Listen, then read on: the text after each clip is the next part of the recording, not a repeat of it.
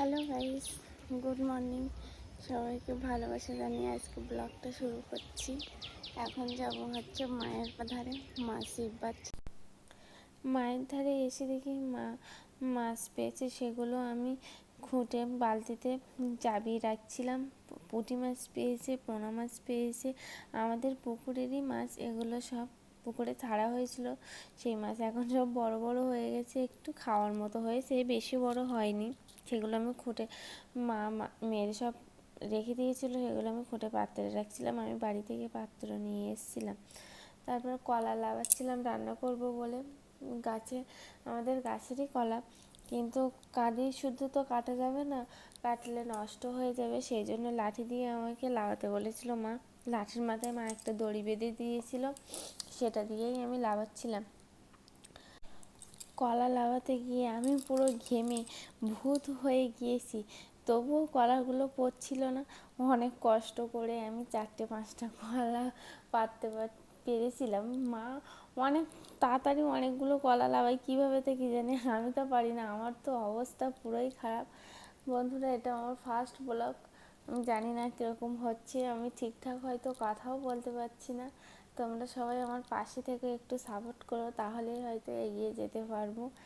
অনেক কষ্ট করে আমি 5টা কলা পেরেছিলাম, তো ঘেমে টেমে একেবারে ভূত, আমার অবস্থা পুরোই খারাপ একেবারে। আর কলাগুলো সব চারিদিকে সব ছড়িয়ে ছিটিয়ে পড়ছিল, আর এসে শুধু একটু কষ্ট হচ্ছিলো বলে আবার এদিক সেদিক একটু দাঁড়িয়ে নিচ্ছিলাম। হাতও ব্যথা করছিল খুব। তারপরে অনেক কষ্ট করে এই 5টা কলা আমি লাগাতে পেরেছি দেখি। তারপর একটা কাকু এসেছিলো আমাদের গাছটা ঝরবে বলে, শিরীষ গাছটা, কিন্তু কাকুটা একা এসেছিলো বলে ঝরতে পারিনি, তাই সঙ্গে আবার আরেকজনকে নিয়ে আসবে, তারপরে ঝরবে, এখনও দেরি আছে। ওই শিরীষ গাছের পাতাগুলো পুকুরে পড়ে পুরো পুকুর নষ্ট হয়ে যাচ্ছিলো। রেডি হয়ে বেরিয়ে পড়লাম। আজকে একটা বিয়ে বাড়ির নেমন্তন্ন আছে, মায়ের বান্ধবীর মেয়ের বিয়ে, সেইখানেই যাওয়া হচ্ছে।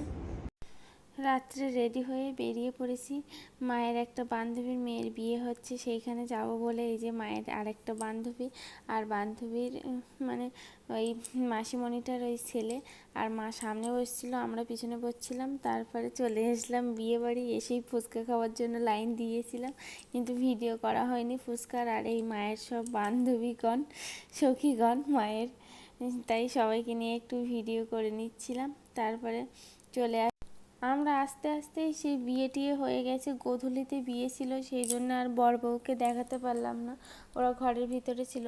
তারপর চলে আসলাম খাওয়ার টেবিলে।